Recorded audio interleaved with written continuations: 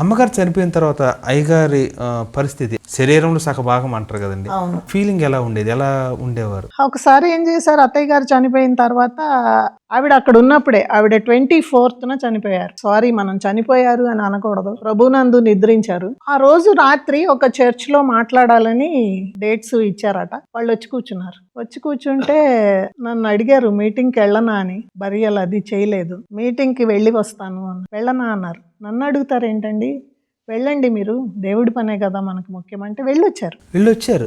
Night వెళ్ళి ఒక చర్చిలో ప్రసంగం చేసి వచ్చారు. తర్వాత ఏమైంది చెప్పాను కదా, వాళ్ళు పై పోర్షన్లో మేము కింద పోర్షన్లో ఉండేవాళ్ళం అని. అత్తయ్య గారు చనిపోయిన తర్వాత కూడా రెగ్యులర్గా, ఎక్కువ రోజులు ఏమి ఇంట్లో లేరు, రెగ్యులర్గా మీటింగ్స్కి వెళ్తూ ఉండేవాళ్ళు.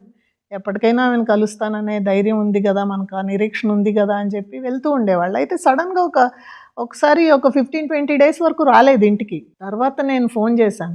ఎందుకు అంటే, ఆ ఇంటికి వస్తే తాళం వేసి ఉంటే నేను తట్టుకోలేకపోతున్నాను, చాలా బాధగా ఉంది అని చెప్పారు ఆయన. నేను ఒకటే చెప్పాను, నేను అష్యూరెన్స్ ఇస్తున్నానండి, నేనంటూ బ్రతికుండగా ఇంకా ఇంటికి నేను తాళం వేసి ఉంచునండి అని చెప్పి, తర్వాత ఇట్లా కుదరట్లేదు అని మేమందరం కలిసి వేరే ఇల్లు తీసుకుని అక్కడ ఉన్నాను. అయ్యగారు బయటికి ప్రసంగాలకు వెళ్ళినప్పుడు మన ఆచార్య ఆర్ఆర్కే మూర్తి గారు అంటే అక్కడ ఆహార విషయంలో అంటే ఈ బిర్యానీలు ఇవన్నీ తినరు కదా, అలాగ కొన్ని చోట్ల ఇబ్బంది పడిన సందర్భాలు ఉన్నాయని నేను విన్నాను. అలాగ తినకుండా వచ్చిన రోజులు కూడా ఉన్నాయని నేను విన్నాను. అవి కొన్ని విషయాలు చెప్పండి దాని గురించి.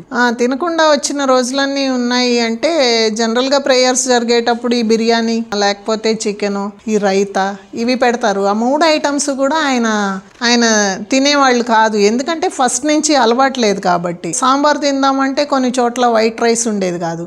అట్లాంటప్పుడు వాళ్ళు ఏమన్నా అనుకుంటారేమో అని చెప్పి ఉట్టి సాంబార్ దాగి వచ్చేసాను అనేవాళ్ళు. అట్లా చాలా కష్టపడ్డారు. ఇలాంటి ఫుడ్ విషయం కానీ, ఇంకా డబ్బుల విషయం కానీ, ఇలాంటి చిన్న చిన్న విషయాల్ని ఆయన ఏమాత్రం ఇబ్బంది పడ్డా కూడా ఏమాత్రం ఫీల్ అవ్వకుండా, నేను దేవుడి పని పర్ఫెక్ట్గా చేశానా లేదా అని వెళ్ళిన చోట మెసేజ్ ఇవ్వడం, మళ్ళీ వచ్చేయడం, అంతే. అట్లా చాలాసార్లు సాంబార్ తాగి వచ్చేసేవాడిని అని చెప్పేవాళ్ళు. తర్వాత ఓన్లీ సాంబారే. అంటే అప్పట్లో ఆయన రక్షణ పొందిన కొత్తల్లో అలాగా అయ్యేదట. ఇప్పుడైతే మళ్ళీ అంతా చాలా మారింది ట్రెండ్, అందరూ అన్నీ చేస్తున్నారు. లాస్ట్లో ఏమీ ప్రాబ్లం కాలేదు.